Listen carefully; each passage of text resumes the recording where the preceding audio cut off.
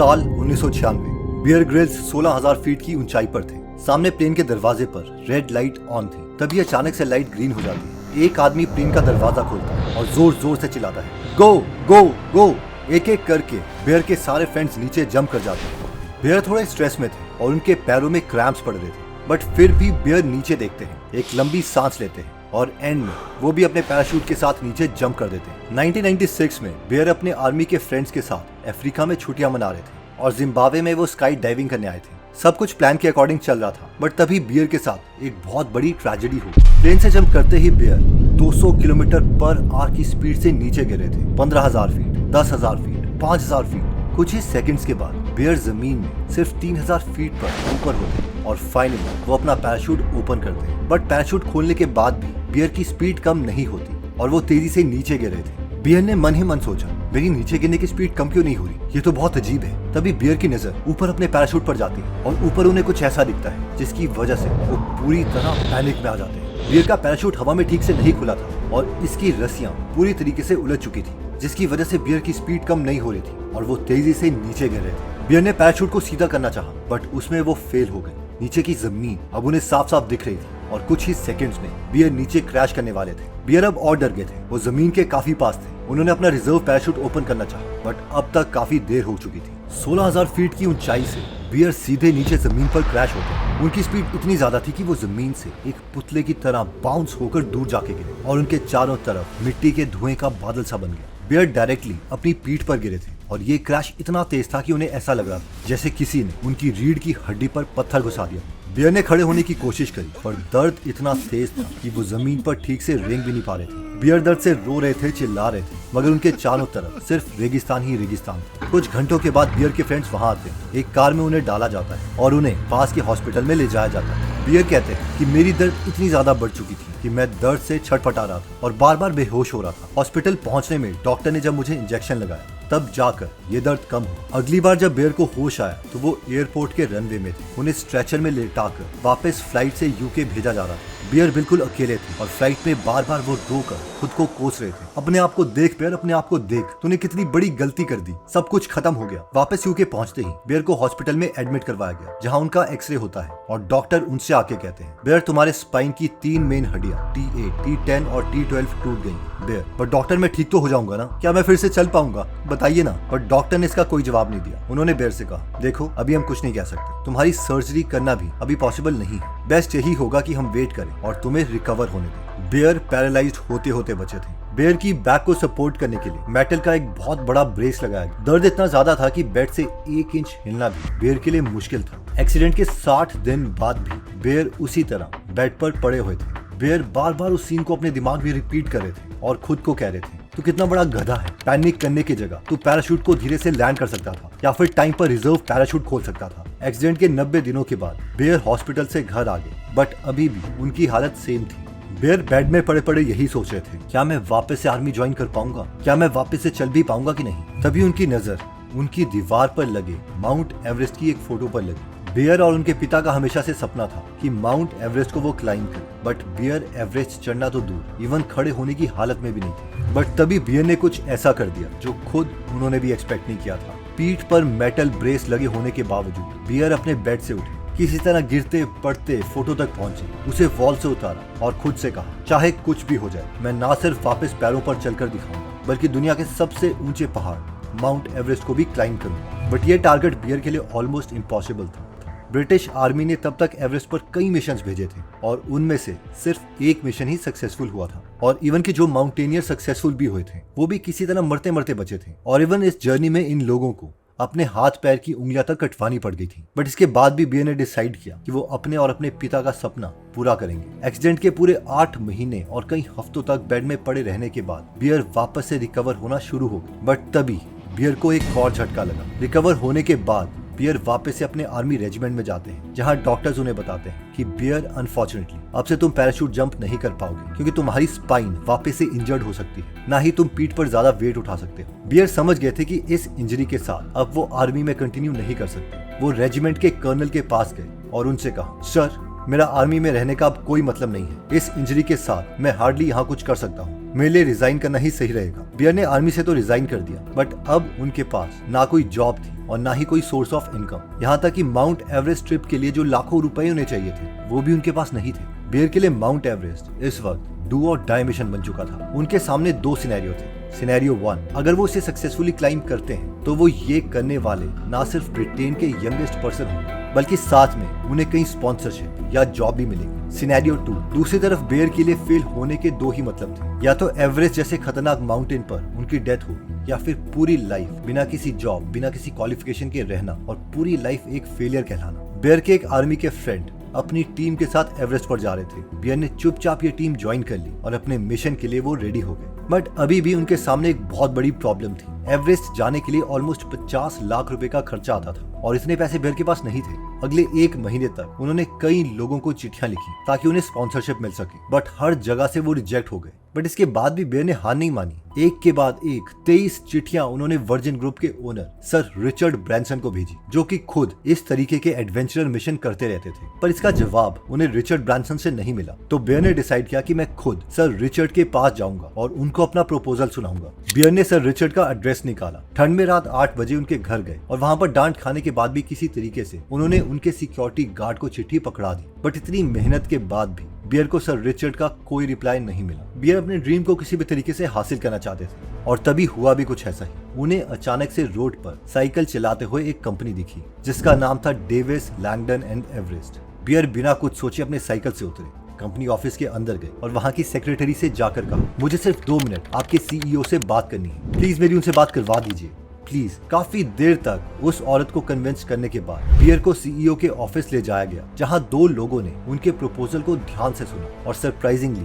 Beer के passion और dreams को देख के उन्होंने बियर की स्पॉन्सरशिप रिक्वेस्ट को एक्सेप्ट कर लिया। सैकड़ों लेटर्स और रिजेक्शन के बाद फाइनली बियर अब एवरेस्ट में जाने के लिए रेडी थे। बट अभी भी उनकी मुश्किलें खत्म नहीं हुई थी और उनके सामने कई सारे चैलेंजेस थे। 1996 में ही खराब मौसम के कारण 8 लोगों ने एवरेस्ट पर अपनी जान गंवा दी थी और ये एवरेस्ट पर तब तक की सबसे बड़ी ट्रेजेडी थी। बट इसके बावजूद बियर और उनकी टीम ने कई हफ्तों तक प्रैक्टिस की और अपने एक्सीडेंट के पूरे 18 महीने बाद मार्च 1998 में बियर अपनी टीम के साथ एवरेस्ट के बेस कैंप में थे। ऊपर कई हजार फीट की दीवार उनके सामने थी। ऊपर से 1998 में एवरेस्ट में डेथ रेशियो 6:1 था, यानी एवरेस्ट में टॉप पर पहुंचने वाले हर 7 इंसान में से एक आदमी की वहां पर डेथ हो रही थी। एवरेस्ट पर पहुंचते ही बियर के टीम लीडर ने उनको डायरेक्शंस दी, हम लोग हर रोज 10 से 11 घंटे की चढ़ाई करेंगे और वापस बेस कैंप पर आएंगे ताकि हम यहाँ की कंडीशन से यूज टू हो जाए। 7 अप्रैल 1998 को बियर ने अपनी टीम मेट्स नीमा और मिक के साथ पहली बार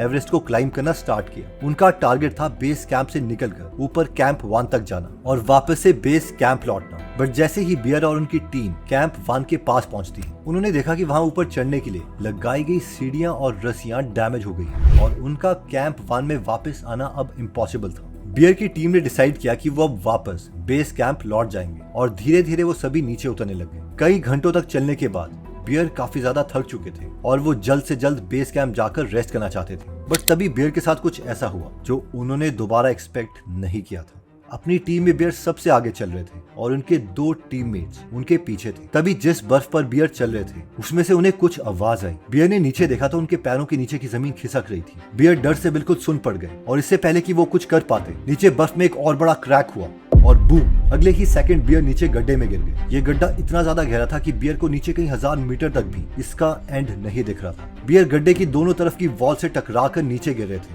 बट तभी एक झटके के साथ वो गड्ढे के बीचों बीच रुक गए। बियर की बॉडी एक पतली सी रस्सी से अटैच थी, जिसके चलते वो पूरी तरह नीचे जाने से बच गए थे। बट उनके पास ज्यादा टाइम नहीं था। वो पतली रस्सी उन्हें कुछ ही सेकंड तक रोक सकती थी और बियर को इतनी चोटें आई थी कि कुछ सेकंड तक वो बेहोश हो गए। बियर ने जोर जोर से चिल्लाना शुरू किया, नीमा, मिक, मुझे बचाओ, जल्दी करो। बियर को ऊपर सिर्फ थोड़ी सी लाइट दिख रही थी और उनके नीचे सिर्फ अंधेरा ही अंधेरा था। बियर को पता था कि उनके पास सिर्फ कुछ ही सेकंड्स हैं, जिसके बाद ये रस्सी टूट जाएगी। बियर ने अपने पैर वॉल में फंसाने की कोशिश करी, बट बर्फ में उनका पैर बार बार फिसल रहा था। किसी भी सेकंड उनकी रस्सी टूट सकती थी। बट तभी बियर को फील हुआ कि कोई उन्हें ऊपर खींच रहा है। बियर हम यही हैं, जल्दी से ऊपर आने की कोशिश करो। बियर ने ऊपर देखा। ऊपर मिक और नीमा की जोर जोर से चिल्लाने की आवाज आ रही थी। वो दोनों बियर को खींचने की कोशिश कर रहे थे। इस बार बियर ने पूरी ताकत लगाकर अपने पैरों से गड्ढे की दीवारों का सपोर्ट लिया और उनके हाथ में जो कुल्हाड़ी थी उसकी मदद से वो धीरे धीरे ऊपर आ गए। जिसके बाद नीमा और मिक ने उन्हें गड्ढे से बाहर खींच लिया। गड्ढे से बाहर निकलते ही बियर जमीन पर लेट गए और जोर जोर से कांपने लगे। इस वक्त बियर सिर्फ 23 साल के थे और ये दूसरी बार था जब वो मरते मरते बचे थे। बियर इतने ज्यादा डरे हुए थे कि वो कांपने लगे और 2 घंटे बाद जब उन्हें वापस बेस कैंप लाया गया तो बियर का कॉन्फिडेंस पूरे तरीके से खत्म हो चुका था। उनकी एल्बो एक टेनिस बॉल की तरह फुली हुई थी और इसमें उन्हें इतनी ज्यादा चोटें आई थी कि डॉक्टर्स ने उन्हें कुछ दिनों तक रेस्ट करने के लिए कहा। बियर डरे हुए थे, उनका कॉन्फिडेंस टूट चुका था, लेकिन फिर भी वो खुद से कह रहे थे बड़े गोल्स के रास्ते में चैलेंजेस आते ही रहते हैं और आगे जितने भी चैलेंजेस आएंगे मैं हार नहीं मानूंगा। कुछ दिनों तक आराम करने के बाद बियर ने वापस ऊपर क्लाइंब करना शुरू कर दिया। सबसे पहले वो कैंप 1 पर पहुंचे, फिर कुछ दिनों के बाद कैंप 2 पर और फाइनली उससे भी ऊपर कैंप 3 तक वो पहुंच गए। बियर अब एवरेस्ट को समझ चुके थे और अपने फाइनल अटेम्प्ट में वो बेस कैंप से सीधा ऊपर जाने के लिए रेडी थे। बट तभी उनके सामने एक नहीं 2 और बड़ी मुश्किलें आई। कैंप 3 पहुंचने की अगली ही सुबह बियर बुरे तरीके से बीमार हो गए। वो बार बार उल्टियां कर रहे थे और उनके सर में बहुत ज्यादा दर्द हो रहा था। बेस कैंप में डॉक्टर्स ने बियर से कहा, बियर तुम्हें बहुत ही सीरियस चेस्ट इन्फेक्शन हुआ है, अभी तुम एवरेस्ट के टॉप पर नहीं जा सकते, तुम्हें कुछ दिनों तक रेस्ट करना होगा। बट बियर के पास टाइम कम था और कुछ ही दिनों में उन्हें अपना मिशन कंप्लीट करना था। बट बियर चाहते हुए भी अब एवरेस्ट समिट पर नहीं पहुंच सकते थे। कुछ दिनों बाद बियर जैसे ही ठीक होने लगे तभी उन्हें एक और बुरी खबर मिली। अगले कुछ ही दिनों में एवरेस्ट के ऊपर एक बहुत बड़ा तूफान आने वाला था, जिसके बाद एवरेस्ट पर चढ़ना ऑलमोस्ट इम्पॉसिबल था। बियर अब भी बीमार थे और उनके पास टाइम काफी कम था। उस दिन पूरी रात बियर ग्रिल्स प्रार्थना करते रहे, प्लीज भगवान मुझे एक चांस दे दो, मुझे जल्दी ठीक कर दो प्लीज। तूफान माउंटेन के पास आ चुका था और बियर सिर्फ उस पहाड़ को देख रहे थे कि तभी उन्हें खबर मिली, बियर तुम्हारी किस्मत बहुत अच्छी है, आखिरी मूवमेंट में तूफान दूसरी तरफ मुड़ गया है, हमारे पास 2 दिन का एक्स्ट्रा टाइम है, क्या तुम रेडी हो? ये हमारा लास्ट चांस हो सकता है।